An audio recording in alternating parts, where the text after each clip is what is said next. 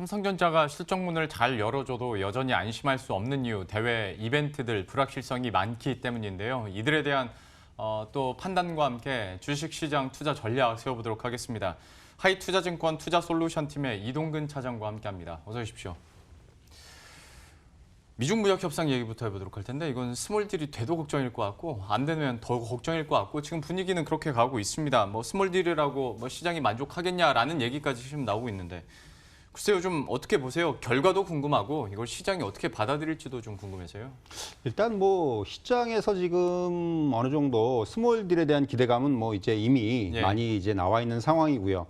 다만 이제 이 미중 무역 협상을 바라보는 이 시각에서 제가 중요하게 좀 생각하는 부분은 이번에 이제 10일하고 11일 날 고위급 협상이 있습니다. 근데 여기서 뭐가 될 거라고 생각을 하면 안 될 것 같아요. 일단 이거는 시작이죠. 이제 그 협상을 그동안 안 하고 있다가 여기서 이제 뭔가 다시 시작을 하면서 여기서 이제 스타트라는 쪽에서 생각을 해야지 여기서 뭐가 될 것이다라는 기대는 좀 하면 안 될 것 같고요. 또 하나는 이미 오늘 뭐 언론에서도 많이 보도가 됐습니다만은 지금 중국 측에서 좀 강하게 나오고 있죠. 사실 뭐 굉장히 그 관건 중에 하나인 지적재산권의 문제라든가 또 강제기술 이전 관련이라든가 이런 부분들이 이번 아마 협상에서 빠질 가능성이 높습니다.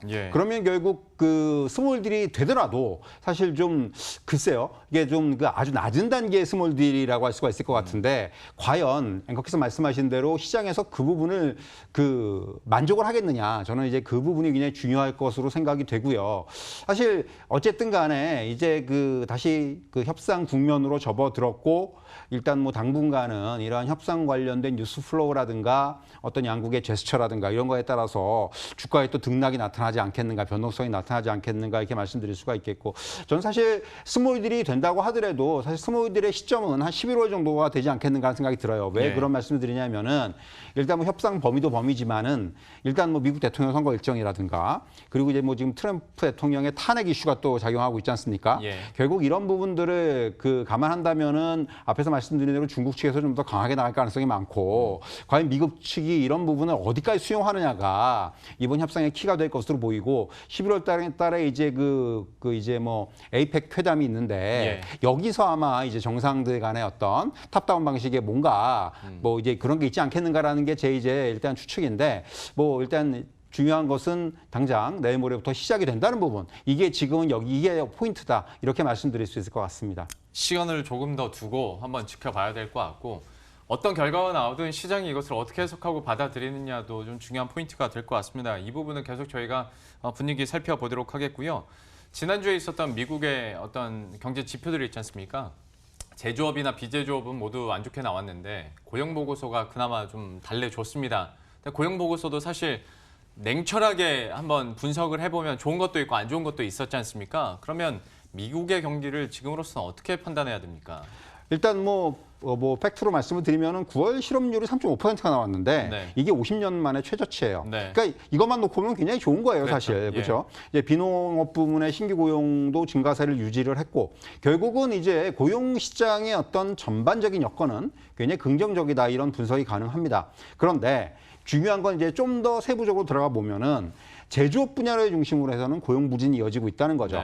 결국 이런 부분들 지금 어쨌든 간에 지금 제조업보다는 서비스업 쪽에서 계속해서 뭔가 이 지표들을 계속 뭔가 이제 좀 지표를 지지하고 있는 이러한 모습들이 계속해서 이어지고 있다는 부분. 그리고 또 하나는 9월 임금 상승률이 크게 둔화가 됐다는 부분이 사실 이 부분이 조금 저는 우려가 되는 부분입니다. 결국 이렇게 이제 제조업 분야의 고용 부진이라든가 임금 상승률의 둔화라든가 이런 것들은 전반적으로 이제 고용이 쭉 올라오다가 조금 이제 수그러드는 국면이다 지금 이게 둔화되는 국면으로 해석이 가능하다는 부분이 조금 이제 부정적인 그런 시각이 가능할 것으로 보여지고요.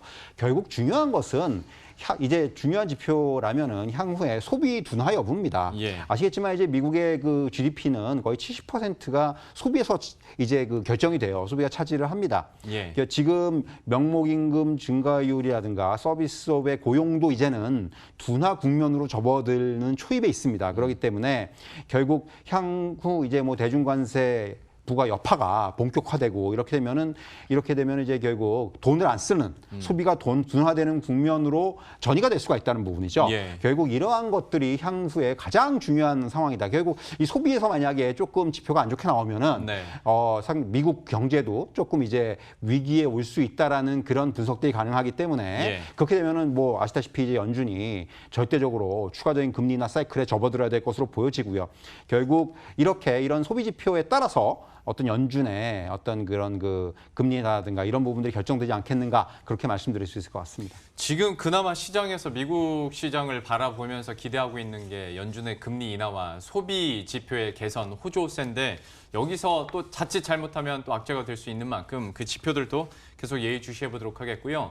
국내에서는 삼성전자 실적 얘기해 보도록 할 텐데 참 여기도 애매해졌습니다. 저도 뭐 7조 원 이상 넘으면 시장 만족하겠느냐라고 질문을 많이 드렸는데 정작 7조 7천억 원 영업이익이 나오다 보니까 만족은 하겠는데 주가 수준은 이미 52주 신고가 올라갔을 때 부담이 그때부터 생기기 시작했다라는 얘기를 해요.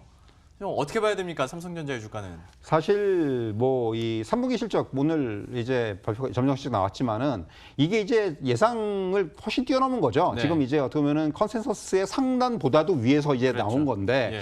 사실 이게 전 부분에서 예상을 뛰어넘는 결과가 나왔다고 이제 정리해 드릴 수 있을 것 같고 뭐 사실 반도체 가격이 하락을 했지만은 출하량이 큰 폭으로 늘면서 이번에도 가이던스를 초과를 했고 IM 부분 이제 우리가 얘기하는 스마트폰 쪽에서는 신제품 그리고 무엇보다도 인도 시장이라든가 이런 쪽에서 L 시리즈라든가 이러한 그 중저가 폰이 참 잘 팔렸어요. 예. 이 부분이 상당히 좀 기여를 했다고 보여지고요. 또 이제 디스플레이 같은 경우도 LCD 가격은 하락을 했는데 이제 사실 OLED 출하가 좀 증가를 하면서 이 부분도 사실 LCD 쪽에서 까먹은 것 갖다가 다 만회를 했어요. 네. 이게 상당히 전 부분에서 좋았는데 이게 하나 좀 이제 여기서 짚고 넘어가야 되는 부분은 자, 3분기는 좋은데 4분기 실적은 3분기보다 하락할 가능성을 염두에 둬야 한다는 거죠. 사실 디램 가격은 조금 더 하락할 가능성이 높다는 쪽이 지금 예. 전망들이 나오고 있고 그리고 디스플레이도 지금 비수기입니다.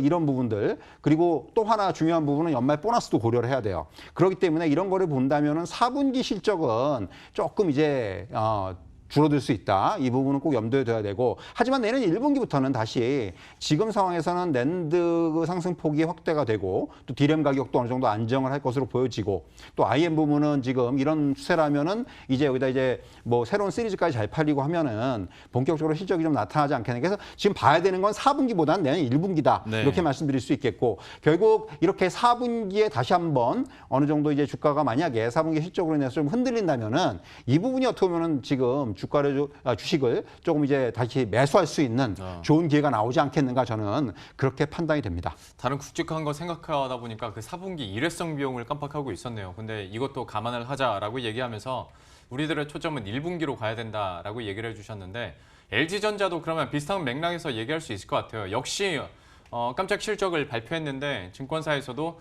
4분기 혹은 앞에서도 저희가 이재용 실장과 얘기를 했습니다마는 그 내년을 좀 봐야 된다. 내년 어떻게 되는지도 봐야 되고 비슷한 느낌입니까 그러면? 그렇죠. 사실 LG전자가 어떻게 보면 더 좋은 실적이 나온 건데 사실 LG전자가 더 놀라운 것은 LG전자는 당초에 거의 뭐 많은 분석가들이 상고하저다라고 얘기를 했어요. 그래서 하반기 사실 별로 볼 게 없다고 생각을 했는데 예. 굉장히 좋게 나온 거죠.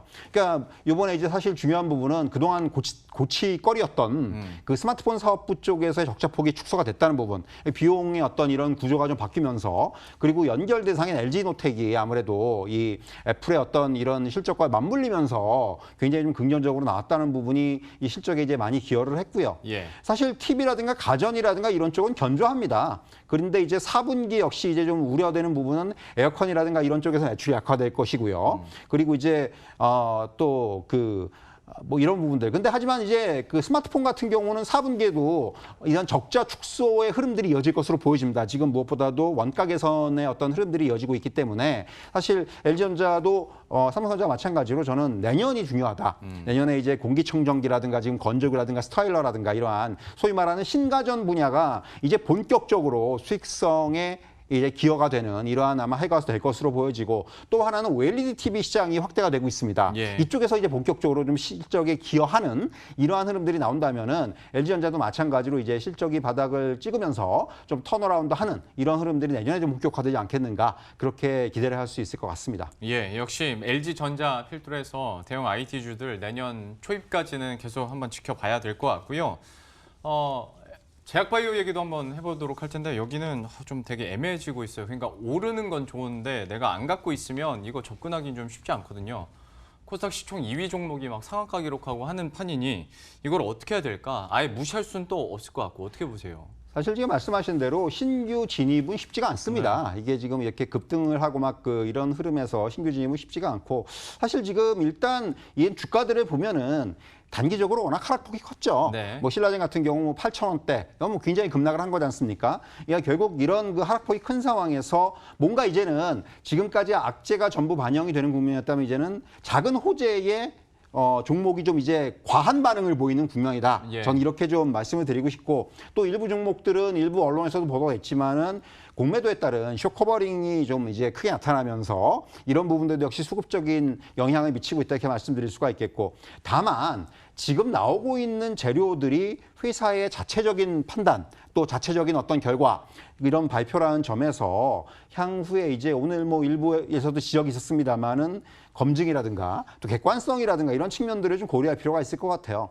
결국 제가 말씀드리기는 거는 향후에 이런 바이오 섹터는 이제는 뭐 이전 시간에도 제가 그런 말씀 드렸는데 좀 차별화되는 국면들이 형성이 될 것으로 보이는데 여기서 이제 중요한 이제 팩터들이 전문성이라든가 예. 이제 좀 더 세분화가 될 거란 얘기죠. 어떤 약, 어떤 분야 이런 식으로 네. 그리고 이제 기업 역량 대비해서 과연 주가가 좀 저평가되어 있느냐. 이제는 주가가 워낙 한번 그 버블을 겪었기 때문에 이제는 저평가가 굉장히 중요해질 것으로 보여지고요. 그리고 중요한 부분 역시 이제 이번에 뭐 학회라든가 이런 이벤트들 이런 것에 따라서 주가의 좀 차별화 현상들이 심화되지 않겠는가 이렇게 말씀드릴 수 있을 거고 결국은 기술 수출 여부라든가 또 지금 가지고 있는 파이프라인의 경쟁력이라든가 또 개발 인력의 전문성이라든가 이런 쪽에 좀 초점을 맞춘 이런 선별적인 접근이 필요하지 않겠는가 이렇게 정리해 드릴 수 있을 것 같습니다. 예. 어떤 분이 제약바이오의 매력은 한 방에 있다라고 얘기를 하더라고요. 근데 한 방에 진짜 잘 갈 수도 있는데 또 한 방에 훅 갈 수도 있는 게 제약바이오 주다 보니까 많은 분들이 좀 힘들어 하기도 하고 또 좋아하기도 하고 참 조울증 걸리기 딱 좋은 요즘의 흐름이지 않을까 싶고요. 저희 채팅창 통해서 안신 앵커가 제약바이오 뭐 옥석 가려주세요라고 채팅창을 올렸는데 이거는 제 선에서 맞겠습니다. 옥석인 줄 알았는데 그거 밑에 봤더니 그냥 돌멩이인 경우들이 워낙 많아서 이거는 패스하도록 하겠고 마지막 질문으로 넘어가면 국내 증시에 대해서 전략 짜보면 결국에는 항상 마지막의 변수는 미중 무역 협상 어떻게 되느냐에 따라서 봐야 된다. 뭐 이렇게 끝나거든요. 차장님께서는 좀 어떻게 보세요? 뭐 저도 비슷한 얘기를 할 것 같은데 결국 그 앞에서도 강조드렸지만은 이번 협상이 결국 향후에 지속적으로 이 뭔가 협상을 이어가기 위해서 이제 시작점이다 이런 측면에 접근해야 되고 여기서 뭐 결론이 난다라고 생각하시면 안 돼요. 예. 결국 뭐 결론이다. 여기서 뭐 별게 없으면은 또 주가가 또 급락을 하고 이런 흐름이 나올 수도 있는데 결국 이거는 저는 이런 접근보다는 지금은 조금 장기적인 어떤 이런 관점에서 접근해야 된다고 보여지고 특히 이제 최근 우리나라 증시에서 보여지는 것이 호재 요인하고 악재 요인이 혼재를 하고 있다는 거예요. 그래서 판단을 어렵게 하는 그런 흐름이고요. 또 하나는 이제 3분기 어닝 시즌이 개막을 하면서 실적의 변동성에 따라서 주가의 어떤 그 변동성도 강하게 나타날 가능성이 크다는 거죠. 결국 지금 단기적으로 봤을 때는 미중 무역 협상 그리고 이런 실적 이런 부분들에 따라서 이런 뉴스 플로우가 단기적인 시장 흐름을 좌우하는 그래서 아마 다음 주에도 뭐 이제 계속해서 좀 이제 주가의 등락이 조금 더 강해질 수가 있는 변동성이 강해질 수 있는 이런 흐름이 나타날 수가 있고 결국 조금 더 긴 호흡에서 본다면은 지금 시장의 화두가 된 경기 둔화 우려를 차단하기 위해서 어떤 각국 중앙은행이라든가 정부가 추가적인 완화책을 계속 내놓을 거고 예. 이 부분이 어떤 연말까지는 시장에 굉장히 중요한 어떤 상승의 원동력으로 작용할 수가 있습니다. 예. 전 여기에 좀 포커스를 맞춰야 된다고 생각을 하고 있고요. 여전히 저는 성장주에 대해서 기대감을 갖고 있는 그런 편인데 뭐 이전 시간에도 여러 번 말씀드렸지만 5G라든가 예. 또 이제 뭐 핀테크라든가 또 반도체 장비라든가 또 오늘 이제 오랜만에 반등을 하고 있는 2차 전지 관련주라든가 이러한 뭔가 성장하고 있는 산업에 대한 이런 여전히 좀 이제 관심을 가져야 된다고 생각을 하고 이런 쪽에서 단기적으로 노이즈가 발생을 하고 있습니다, 보면. 네. 근데 이제 여전히 이런 쪽이 좀 시장의 중심에 있다. 저는 이렇게 좀 정리를 해드릴 수 있을 것 같아요. 장기적인 관점에서는 결국 올 시대를 대비하면서 성장주에 대한 좀 매력도를 더 부각시킬 필요가 있어 보이고요. 5G, 핀테크, 반도체, 그리고 2차 전지 관련주까지 또 꾸준하게 언급하고 있는 업종군이니까요. 여기에 대해서도 저희도 관심 갖고 그 흐름들 쫓아가 보도록 하겠습니다. 지금까지 하이투자증권 투자솔루션 팀의 이동근 차장과 함께했습니다. 오늘 말씀 고맙습니다. 네, 그럼 저희도 여기서 인사드리도록 하겠습니다. 오늘 장 끝까지 마무리 잘 하시고요. 저희들은 내일 하루 쉬고 내일 모레 이 시간에 다시 찾아뵙도록 하겠습니다. 시청해주신 여러분 고맙습니다.